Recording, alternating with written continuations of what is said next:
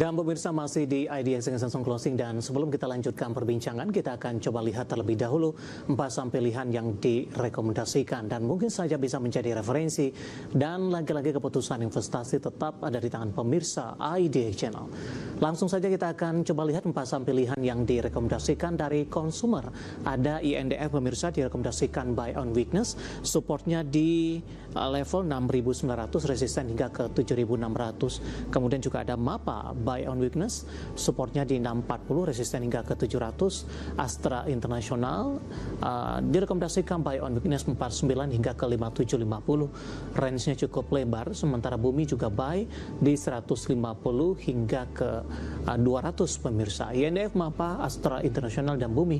Dan lagi-lagi keputusan investasi tetap ada di tangan pemirsa IDX Channel. Pak Halim, kita lanjutkan kembali Pak, 4 saham pilihan yang Anda rekomendasikan, dan lagi musim rilis semester pertama Pak di 2026. Yang cukup menarik adalah tidak hanya INDF, ICBP hari ini juga rilis kinerja mereka untuk semester pertama. Dari sisi pendapatan memang mengalami kenaikan, dari sisi laba mengalami penurunan yang cukup dalam Pak. Tapi dari posisi teknikal, ICBP dan INDF hari ini justru mengalami penguatan. Apakah ini termasuk sedikit anomali Pak Halim, atau sudah price in, ataupun investor cukup menerima dengan hasil kinerja mereka?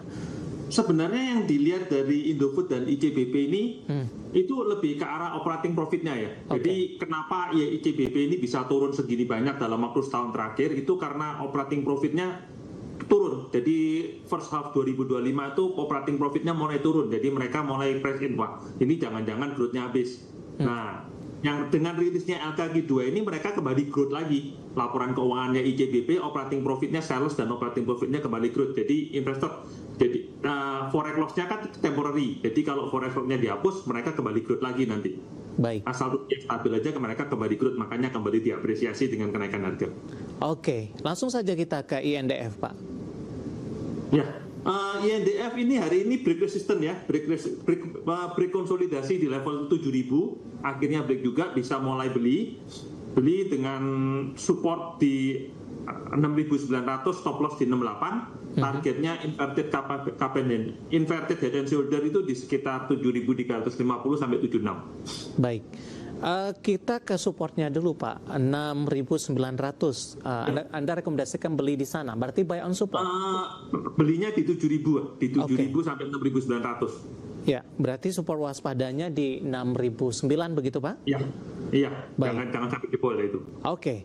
Resisten tadi di 73 Pak, 7.300, cukup lebar. Targetnya di 7.000-3.500 tuh Fibonacci retracement 50. Ya. Kalau itu lewat kemungkinan bisa ke 7.700. Itu targetnya berapa lama ke depan Pak? 73 hingga ke... Secara teknikal, kalau Indofood ini kan nggak terlalu cepat ya. Tipe-tipe saham consumer kenaikannya nggak terlalu cepat. Biasanya 2-3 minggu lah sampai 1 bulan. Baik, sementara 7.700 jangka menengah? Iya, jangka menengah.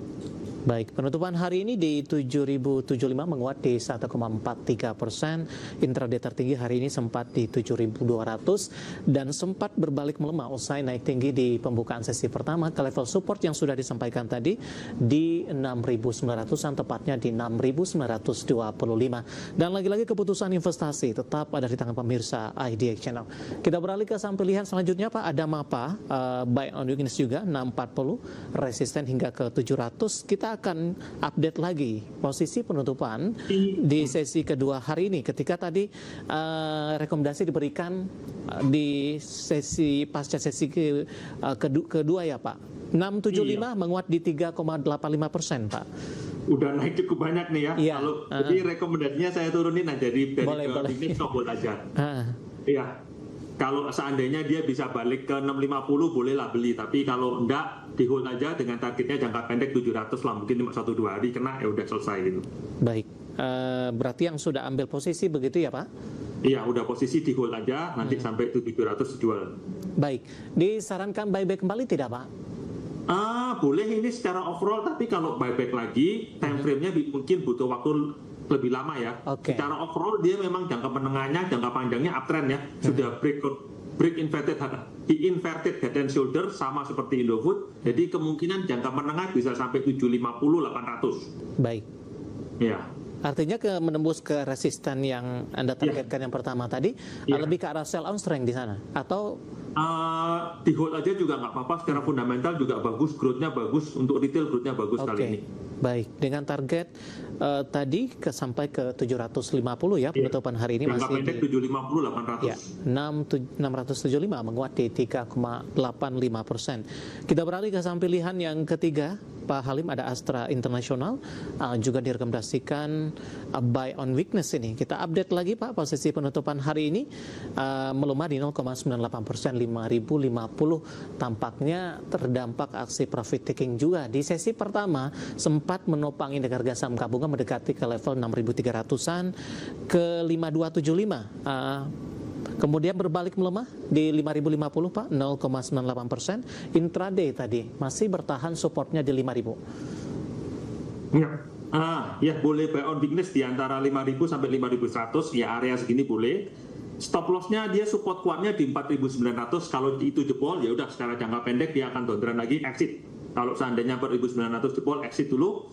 Targetnya dia ada di Fibonacci retracement itu 5.450 sampai 5.750. Ini sepertinya akan ranging di area ini. Secara fundamental juga oke, walaupun kelihatan jelek karena dari efek UNTR ya. UNTR weight of asset, tapi sebenarnya juga tidak jelek-jelek amat, apalagi penjualan sektor otomotif, CPO dan IT-nya juga naik. Otomotif masih menguasai market share ya Pak? Iya. Otomotif juga pendapatannya tahun ini cukup bagus dia dari sektor otomotif.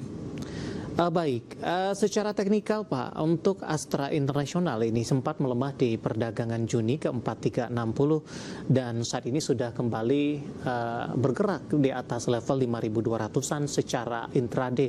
Dari sisi pola Pak, untuk Astra International dalam jangka pendek dan menengah, jangka pendek sepertinya dia akan konsolidasi ya, mungkin sampai 5.400 boleh dianggap konsolidasi. Jangka menengah kemungkinan yang the worst-nya sudah lewat, apalagi kayak ONTR itu write-off-nya sudah selesai, terus penjualan mobil juga membaik, sepertinya ke depan arahnya akan cenderung naik ke atas. Dalam sepekan terakhir sempat menyentuh di level 5.290, walaupun posisi pelemahan terpangkas, target untuk menyentuh ke level 5.100-an kembali dan ke 5.200 Pak, dengan posisi koreksi yang ada ini. Dengan posisi sekarang sangat mudah sih. Ekspektasi saya mungkin sampai akhir tahun bisa bergerak ke antara 58 sampai 6.000 sih sampai akhir tahun. Baik, penutupan hari ini di 5.050, melemah di 0,98%, usai menguat di sesi pertama pada pagi tadi di 5.275. Kita beralih dari Astra International, Pak Halim, dan ada Bumi ini juga direkomendasikan buy 150 supportnya tadi dan resisten hingga ke 200. Di penutupan sesi kedua hari ini saham Bumi ditutup menguat di 1,82% di 168, intraday sempat ke 173. Analisisnya, pertimbangan masuk ke dalam saham pilihan Pak, kemudian buy di level berapa? Ini secara teknikal aja ya, kan ini kan untuk gerakan trading cepat jangka pendek, kita bisa perhatikan Bumi itu ada support di kisaran support moving average di 155 sampai 157. Itu jadi harusnya cukup kuat, dan support berikutnya di 163 itu juga cukup kuat. Jadi ada 3 support dekat ya.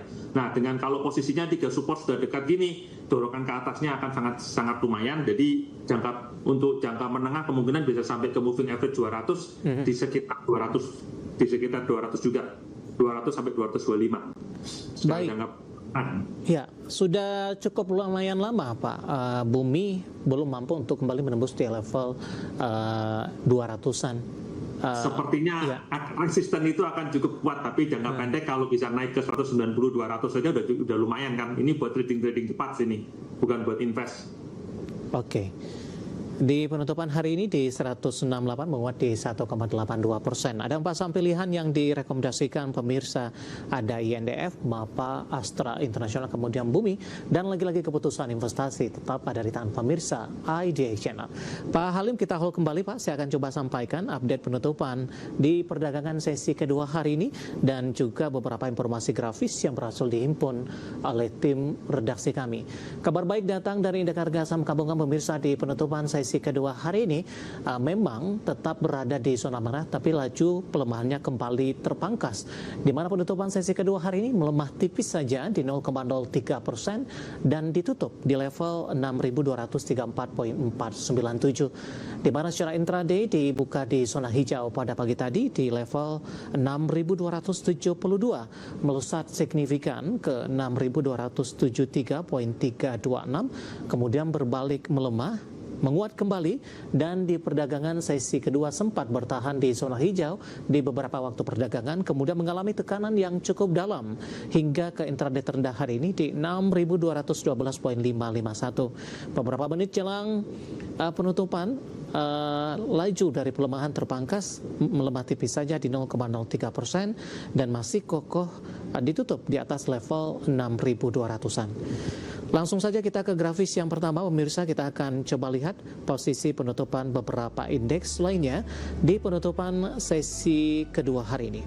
MNC 36 menguat di 0,33%, Jakarta Islamic Index juga menguat di 0,59%, LQ45 juga menguat di 0,43%. Di tengah penutupan melemah tipis indeks harga saham gabungan di sesi kedua hari ini.